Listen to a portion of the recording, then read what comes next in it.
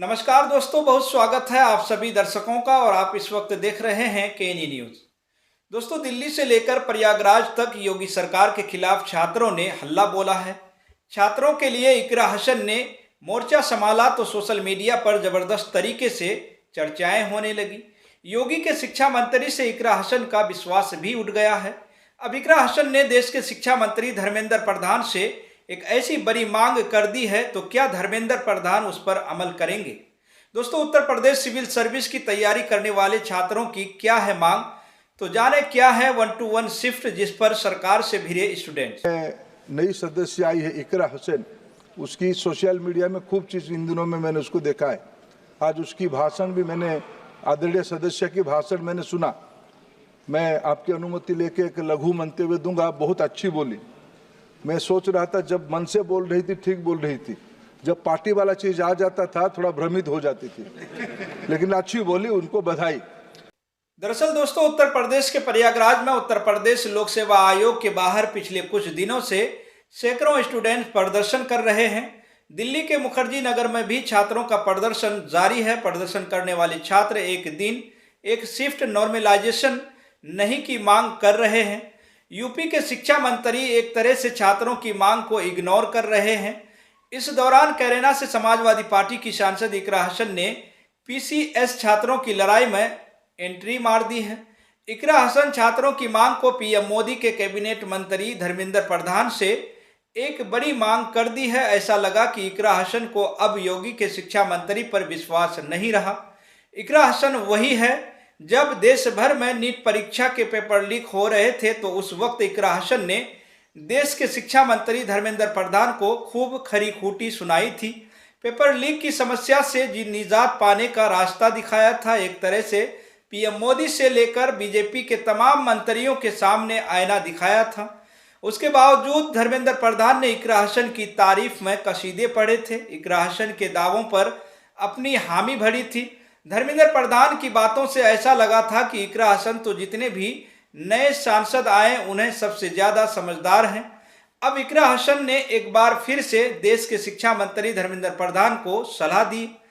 तो आइए सुनते हैं इकरा हसन ने क्या कुछ कहा। मैम, इलाहाबाद में बच्चे कल से प्रदर्शन कर रहे हैं, इसको किस तरीके से देख रहे हैं? कल पुलिस ने लाठीचार्ज किया। किस विषय में? कल यूपीएससी परीक्षा को लेकर बच्चे, देखिए, हम लोग सवाल भी उठा चुके हैं। जिस तरीके से हमारे देश में जो परीक्षा कराने वाली संस्थाएं हैं उन पर से लोगों का विश्वास उठता जा रहा है, तो मुझे लगता है कि इसमें ज़रूरी है जो हमारे शिक्षा मंत्री हैं वो स्टेप लें कि कोई ऐसी पॉलिसी बनाए जिससे अच्छी तरीके से हम लोग चेक कर सके कि किस तरीके से परीक्षा हो रही है, कोई उनमें धोखाधड़ी तो नहीं चल रही है। तो दोस्तों, सुना आपने, इकरा हसन इस मामले पर सीधे सीधे धर्मेंद्र से दखल देने की मांग कर रही है।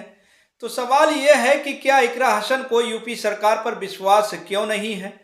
दरअसल पूरा विवाद दोस्तों 1 जनवरी 2024 से तब शुरू हुआ जब यूपीपीएससी ने अपर सब ऑर्डिनेंसी सर्विस प्रीमिस एग्जाम का नोटिफिकेशन जारी किया था।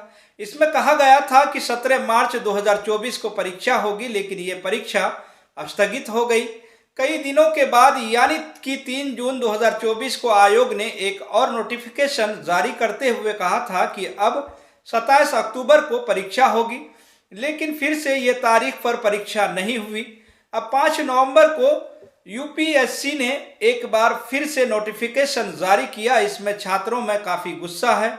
स्टूडेंट्स के सड़कों पर उतरने की दूसरी वजह आरओ भर्ती परीक्षा में दरअसल 11 फरवरी को उत्तर प्रदेश में समीक्षा अधिकारी और सहायक समीक्षा अधिकारी की परीक्षा हुई थी। इसमें सैकड़ों अभ्यर्थी शामिल हुए थे, लेकिन परीक्षा के दौरान ही खबर आई कि कुछ छात्रों के पास पहले से ही परीक्षा का प्रश्न पत्र था। इसके बाद सेंटर पर हंगामा हुआ। एसटीएफ ने मामले की जांच शुरू की। बाद में उत्तर प्रदेश सरकार ने एग्जाम कैंसिल करने का फैसला कर लिया।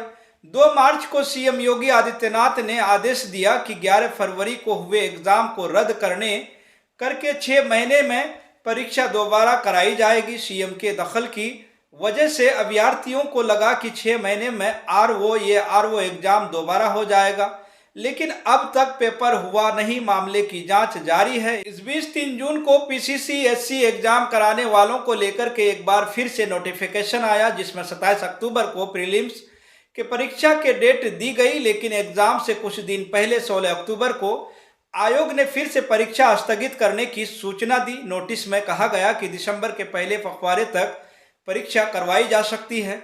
आयोग ने 2 शिफ्ट में परीक्षा कराने के साथ साथ नॉर्मलाइजेशन को लेकर के भी एक नोटिस जारी किया। आयोग ने छात्रों को बताया कि 2 या अधिक दिनों में होने वाली परीक्षाओं में मूल्यांकन के लिए परसेंटाइज विधि यूज करेंगे। पीसीएस प्रारंभिक परीक्षा 2024 और आरओ 2023 भर्ती परीक्षाओं में नॉर्मलाइजेशन प्रक्रिया अपनाई जाएगी। साथ ही लोक सेवा आयोग ने यह भी बताया कि उम्मीदवारों का प्रतिशत स्कोर निकालने के लिए जो फॉर्मूला इस्तेमाल होगा उसे भी सार्वजनिक कर दिया जाएगा। आयोग की परीक्षा कराने के इस तरीके को लेकर अभ्यर्थियों के बीच इस वक्त जबरदस्त नाराजगी है। इसी बीच उत्तर प्रदेश के कैराना सांसद इकरा हसन ने एंट्री मारी है। उन्होंने क्या कुछ कहा है, जरा सुनिए। चुनाव में नारे आ रहे हैं कि विद्या घबराई। ये तो जो भाजपा सरकार है इनको यही राजनीति आती है, सिर्फ समाज में विभाजन करके ही ये वोट बटोरना चाहते हैं और वही इनके नारों में भी दर्शा रहा है। तो इन लोगों की राजनीति जो नफरत की राजनीति है उसी को हमें ख़त्म करना है। हम प्यार से सबको जोड़ना चाहते हैं और ये सिर्फ लोगों को नफरत से तोड़ना चाहते हैं। लखनऊ में आए दिन पोस्टर लग रहे हैं कि कोई कुछ कर रहा, कोई कुछ कर रहा, कोई कुछ कर रहा। उपचुनाव के बाद तो क्या राजनीति हो रही समय? देखिए, नारे और पोस्टर वगैरह तो राजनीति में रहते ही हैं, लेकिन जो शुरुआत राजनीति की भारतीय जनता पार्टी करती है वो हमेशा नफरत की और तोड़ की करती है, तो उन्हीं ये उचित नहीं मुझे लगता है।